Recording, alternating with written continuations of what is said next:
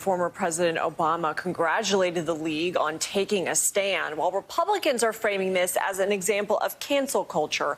With me now is Cliff Albright, co-founder of the Black Voters Matter Fund.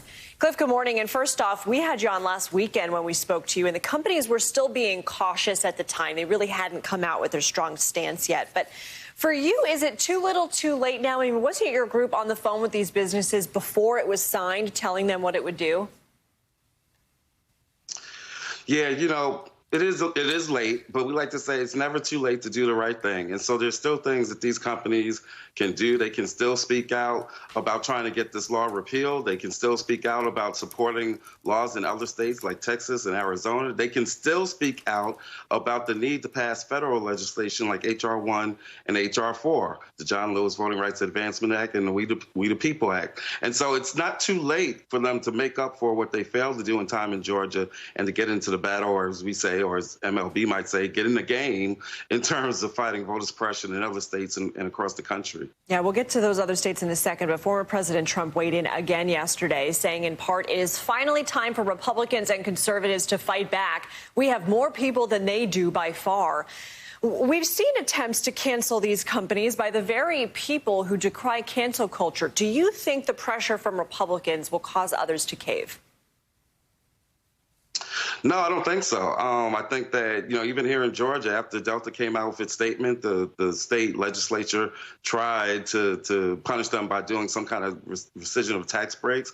And you're going to see some things like that. I think these companies are going to stand strong. They've said that it's unacceptable, that these laws are unacceptable. And so we're going to take them at the word and hopefully see the actions to follow it up. I think it's ironic. You talk about the so-called cancel culture. Here you have a bill that literally cancels voting access. It cancels days of access to early voting. It cancels vote by mail. It cancels provisional ballots. It literally empowers the state to cancel local boards of election.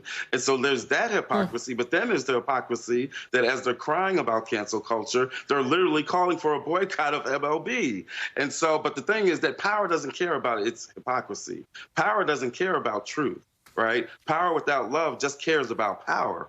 And that's what, and on this day of Martin Luther King's, the anniversary of his assassination, he reminded us of that years ago, even as he was leading calls for boycotts of some companies. Yeah, the 53rd anniversary today. Cliff, before we let you go, you had mentioned other states. So where do you go from here now? I mean, Mayor Keisha Lance Bottoms was on with Ali Velshi yesterday to talk about what can be done. Let's listen to a little bit of that.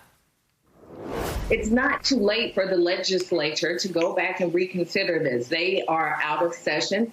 But the governor certainly can call a special session, have them reconsider this, make tweaks to it so that it is truly a bill that expands access to the right to vote. I think this is just the first of many dominoes that will fall in this state, and we are all going to suffer because of it. So, Cliff, is that even within the realm of possibility after Kemp doubled down yesterday that they go back in special session? And then if not, what are you and other activists doing in other states where these measures are being proposed?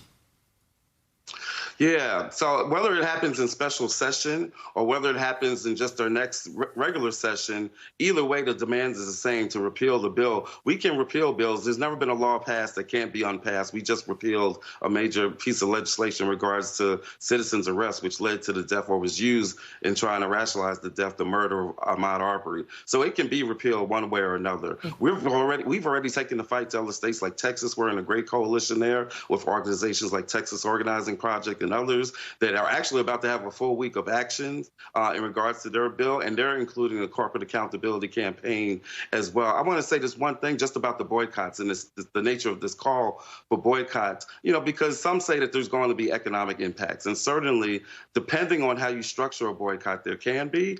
But the reality is this: we're already feeling the economic impacts of voter suppression and structural racism.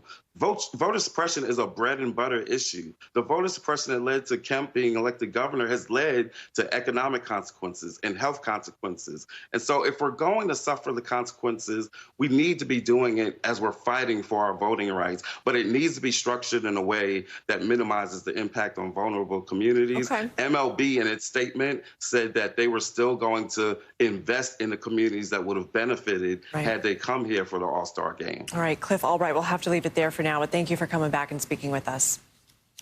Thank you.